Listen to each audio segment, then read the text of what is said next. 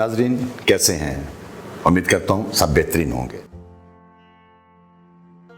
आपका ये पसंदीदा प्रोग्राम जहान हैरत आपकी खिदमत में पेश है।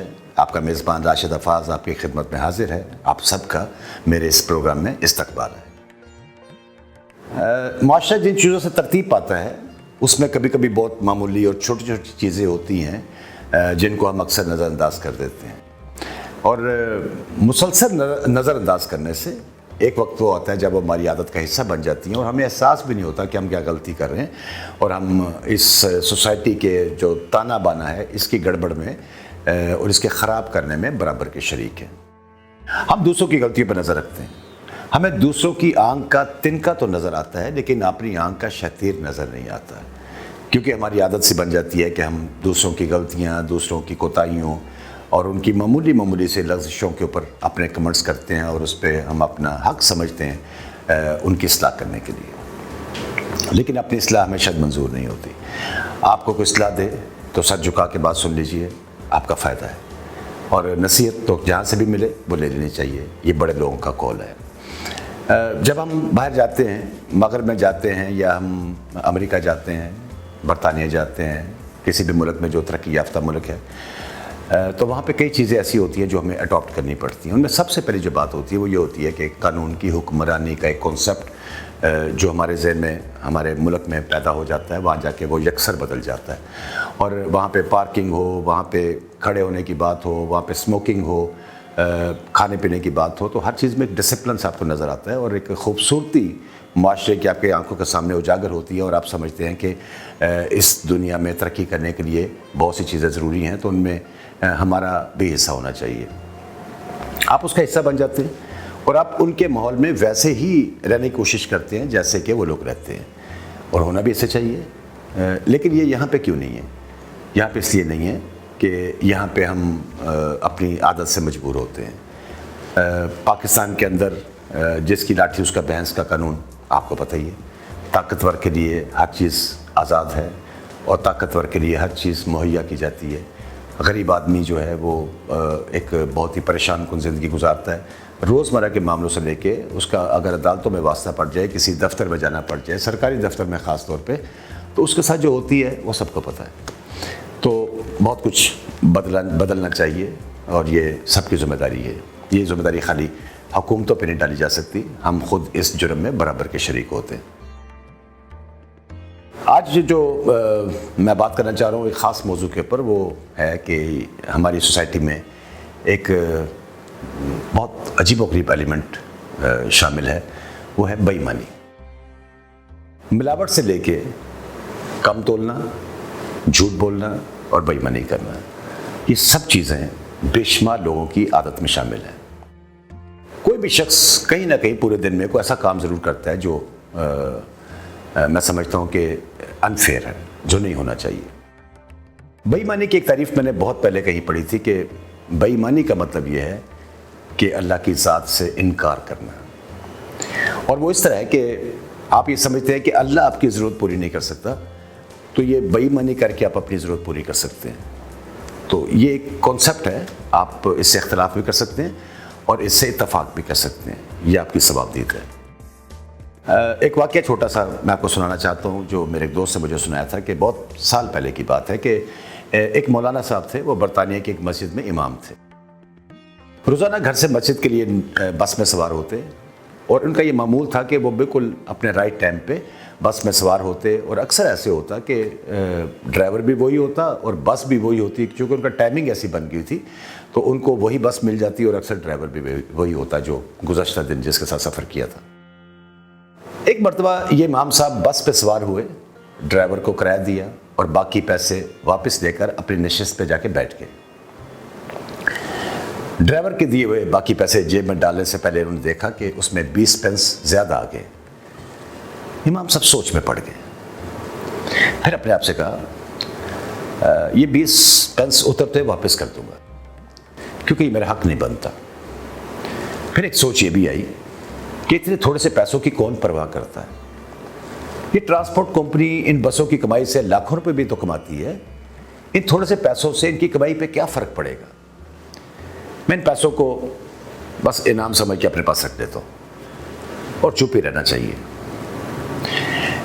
جب بس ان کے سٹاپ پہ رکی امام صاحب کے، جہاں وہ اترنا چاہتے تھے، تو اترنے سے پہلے امام صاحب نے ڈرائیور کو 20 پینس واپس کرتے ہوئے کہا کہ یہ 20 پینس لے لیجیے، یہ آپ نے مجھے زیادہ دے دیے ہیں غلطی سے۔ ڈرائیور نے 20 پینس واپس لیے اور مسکرا کے پوچھا، مجھے معلوم ہے آپ اس علاقے کی مسجد کے امام ہیں؟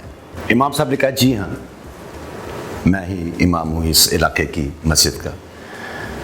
ڈرائیور نے کہا کہ میں بہت عرصے سے آپ کی مسجد میں آ کر اسلام کے بارے میں معلومات لینا چاہ رہا تھا، یہ 20 پینس میں نے جان بوجھ کے آپ کو دیے تھے تاکہ اس معمولی رقم کے بارے میں آپ کا رویہ پرکھ سکوں۔ امام صاحب جیسے ہی اس بس سے نیچے اترے، انہیں ایسے لگا جیسے ان کے قدموں سے جان نکل گئی ہے۔ گرنے سے بچنے کے لیے ایک کھمبے کا سہارا لے لیا، آسمان کی طرف چہرہ اٹھا کے روتے ہوئے دعا کی، یا اللہ مجھے معاف کر دینا، میں اپنے اسلام کو 20 پینس میں بیچنے لگا تھا۔ یہ ایک رویہ ہے۔ ایمانداری اور بے ایمانی کے درمیان فرق آپ کی خود احتسابی کا ہوتا ہے۔ آپ اپنا احتساب کتنا اچھا کر رہے ہیں، یہی فرق ہمیشہ دیکھا جائے گا۔ اب ناظرین کبھی غور کیجیے آپ کہ ہمارے جو آباء و اجداد، ہمارے اسلاف، ہمارے بزرگان دین، جو ان کے رویے تھے اپنی ایمانداری کے بارے میں، چیزوں کے بارے میں، لین دین کے بارے میں، بہت مختلف سے تھے۔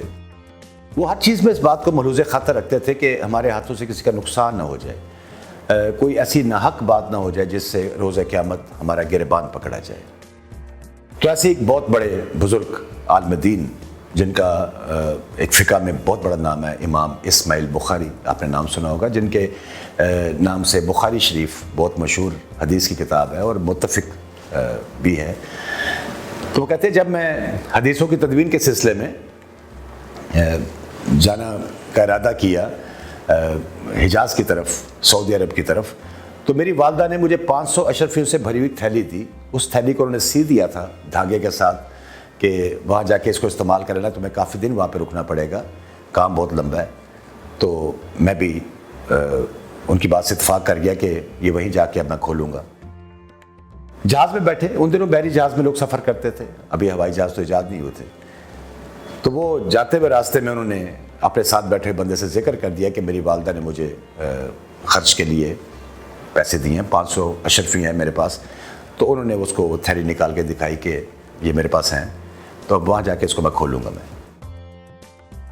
سفر شروع ہو گیا۔ کافی آگے جا کے اس شخص نے شور مچا دیا کہ میری سرخ رنگ کی تھیلی جو مخمل کے کپڑے کی ہے، اس میں 500 اشرفیاں ہیں، تو وہ چوری ہو گئی۔ جہاز کا جو کپتان تھا اس نے کہا کہ سب تلاشی دیں گے، انہیں سب کی تلاشی لی، لیکن وہ تھیلی برآمد نہیں ہوئی۔ ایک دفعہ پھر تلاشی لی گئی، لیکن وہ تھیلی نہیں ملی۔ اب سب بندے بڑے پریشان کہ اس بندے کی چوری ہو گئی ہے 500 اشرفیاں اور کسی کے پاس بھی نہیں ہے۔ خیر تھک ہار کے سب آرام سے بیٹھ گئے۔ کچھ دیر کے بعد اس شخص نے امام اسماعیل بخاری سے یہ پوچھا کہ وہ تھیلی کدھر ہے جو آپ نے مجھے دکھائی تھی؟ تو امام اسماعیل بخاری نے جو جواب دیا وہ ہم سب کے لیے ایک سبق ہے۔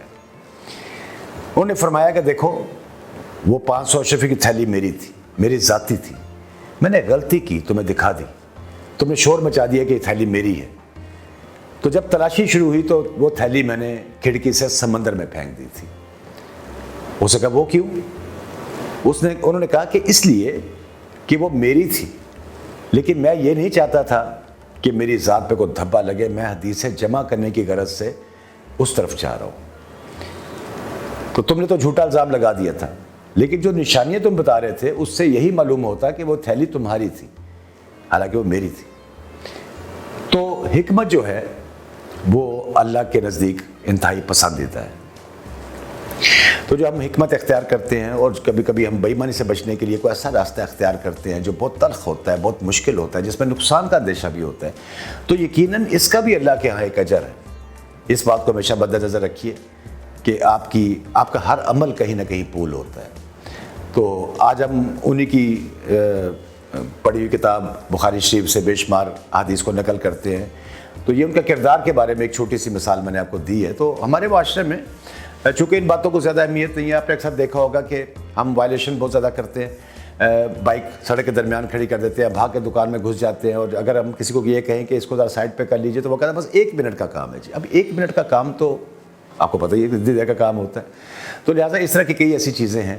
پھل کھا کے ہم سڑک پہ چھلکے پھینک دیتے ہیں، ہم اپنے گھر کا کوڑا باہر رکھ دیتے ہیں، پھینک دیتے ہیں، اس سے گاڑی گزرتی ہے وہ لفافے پھٹ جاتے ہیں، اس سے پوری گلی ہماری گندی ہو جاتی ہے، پھر ہم کہتے ہیں ہمارے علاقے میں بیماریاں بہت زیادہ ہیں۔ جب ہم اپنی ذمہ داری پوری نہیں کریں گے تو پھر اس طرح کی وبائیں تو آئیں گی۔